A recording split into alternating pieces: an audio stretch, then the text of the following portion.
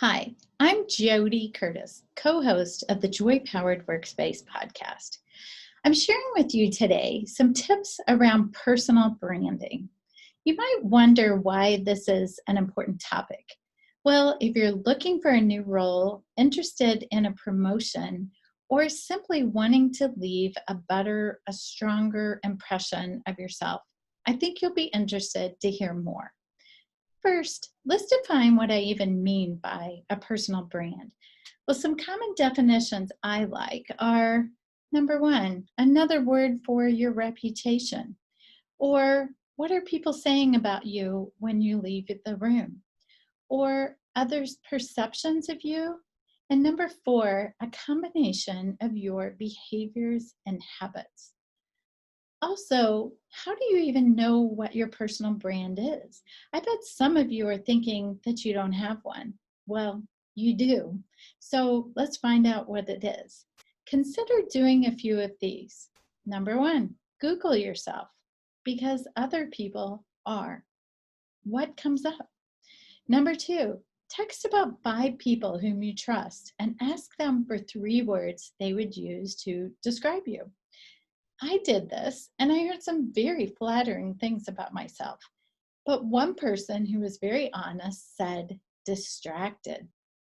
Ouch, that hurt, but only because I knew it was true. And I'm working on that one. Number three, take a personality assessment. Clifton Strengths or DISC are 2 of my favorites, and I can help you with both of those. But ask yourself, am I positively using my strengths and my personality style? Number four, participate in a 360-degree feedback survey about yourself or a well-prepared annual review. What are people saying about you? What do you do well and what can you improve?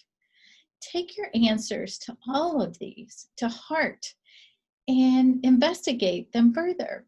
Why is that perception of you out there and what can you do to improve it? I recently had a coaching client whose boss engaged me to work with him on his executive presence, really his personal brand. I immediately asked him, what words do you think your company leaders would use to describe you? He said, I'm articulate, I'm responsive, and I communicate very well, but I'm always late. And a former boss once told me I bring chaos to a meeting. Ugh. Initially, he didn't seem concerned about this at all until we talked about his frustration at not being promoted. He wasn't connecting that personal brand with his lack of a promotion, but his company leaders were, and he wanted to do better. Our brand is a combination of how others view you on social media, in a meeting, and not just when you leave the room, but how do you enter the room? Note also that research says that perception is 55% visual, 38% vocal, and 7% verbal.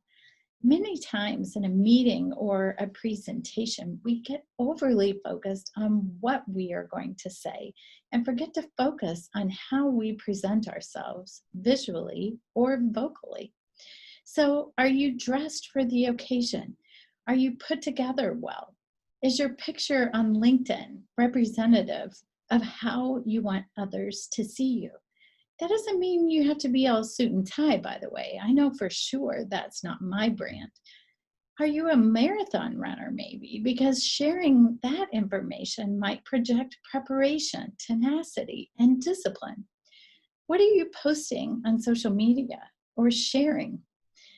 And do they represent how you want your boss, a hiring manager, or maybe your grandma to perceive you? Are you on time and are you well organized? So, what will you do to enhance your personal brand? Would you like more ideas on leadership or on personal branding? Check out our Joy Powered podcast wherever you listen to your podcast, or go directly to getjoypowered.com/podcast. Thanks, and make it a joy powered day every day.